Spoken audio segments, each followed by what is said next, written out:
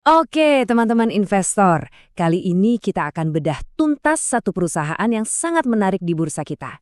PT Millennium Pharmacon International, atau yang kita kenal dengan kode sahamnya SDPC. Langsung saja, kita mulai dengan angka yang bikin kita semua noleh. Beberapa model valuasi menunjukkan kalau saham ini ya mungkin saja diperdagangkan dengan diskon sebesar ini dari nilai wajarnya. Potensinya kelihatan besar banget kan? Tapi, jangan buru-buru. Mari kita gali lebih dalam.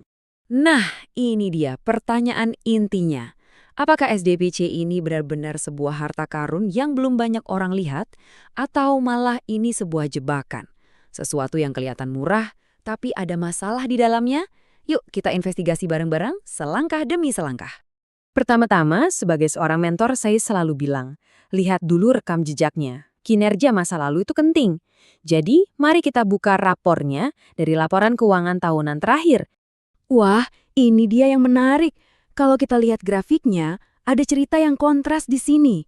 Pertumbuhan pendapatannya ya biasa aja, naik tipis. Tapi lihat laba bersihnya, meledak lebih dari 100%. Ini sinyal kuat yang harus kita perhatikan baik-baik. Artinya apa?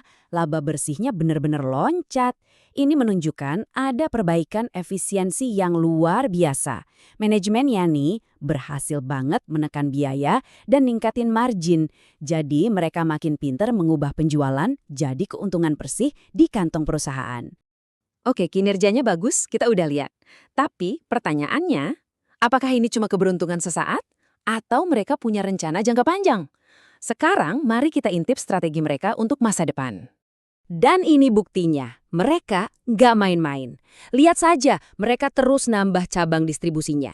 Ambisinya jelas, mau memperluas jangkauan ke seluruh Indonesia, terutama ke wilayah timur yang potensinya masih sangat besar. Ternyata, ini bukan cuma impian SDPC sendirian. Perusahaan induknya, Parmaniaga, punya visi yang sama besarnya. Kalau sudah ada dukungan penuh dari kakak besarnya, tentu ini jadi suntikan modal dan kepercayaan diri yang luar biasa buat rencana ekspansi mereka. Untuk membuktikan keseriusan mereka pasang target. Angka pertumbuhan penjualan 10% ini bukan sekedar angan-angan, ini janji mereka. Angka ini jadi patokan kita untuk menilai kinerja manajemen ke depannya. Oke, kita sampai ke bagian yang paling ditunggu-tunggu, valuasinya. Dengan semua cerita tadi, berapa sih harga wajar untuk perusahaan ini? Mari kita bandingkan SDPC dengan kompetitornya. Kalau kita bandingkan ya pakai PE ratio, gampangnya seberapa mahal saham ini dibanding labanya, SDPC ini kelihatan lebih murah daripada jagoan pasarnya, si Enceval. Sementara dari sisi nilai aset atau PB ratio, keduanya setara. Ini petunjuk awal yang cukup menarik. Tapi ingat, murah itu belum tentu bagus. Kita juga harus cek perusahaannya ini efisien nggak sih dalam menghasilkan untung? Nah, disinilah kita pakai jurus andalan, Return on Equity atau ROE. Dan ini dia yang mengejutkan. Meskipun badannya lebih kecil, ternyata SDPC ini jauh lebih jago dalam menghasilkan untung dari modal yang ada dibandingkan kompetitor-kompetitornya yang lebih besar. Bahkan mereka berhasil mengalahkan pemimpin pasar dalam hal efisiensi. Keren! Oke, sekarang kita lihat sisi lainnya. Analisis yang bagus itu harus seimbang. Kita nggak boleh cuma lihat yang manis-manisnya aja. Apa risikonya? Tentu ada. Investor yang bijak selalu melihat dua sisi koin. Nah, ini dia lampu kuningnya.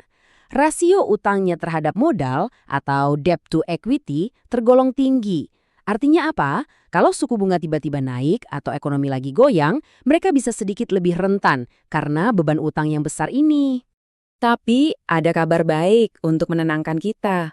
Mereka baru saja mengganti kapten kapal. Dan yang diangkat ini bukan orang baru, tapi orang dalam yang sudah paham betul seluk-beluk perusahaan.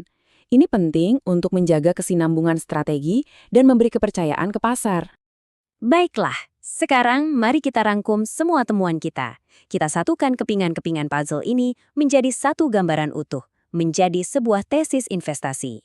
Jadi ceritanya begini, di satu sisi valuasinya kelihatan miring banget, efisiensinya juara, dan ada rencana ekspansi yang didukung penuh. Tapi di sisi lain, ada utang yang jadi PR besar. Untungnya, nahkoda barunya ini adalah orang yang berpengalaman dari dalam, yang diharapkan bisa mengelola resiko ini. Nah, pertanyaan terakhir ini saya serahkan kembali kepada Anda. Dengan semua data dan analisis ini di tangan, bolanya sekarang ada di Anda. Apakah Anda melihatnya sebagai risiko yang bisa dikelola atau sebuah peluang emas yang terlalu sayang untuk dilewatkan? Keputusan ada di tangan Anda.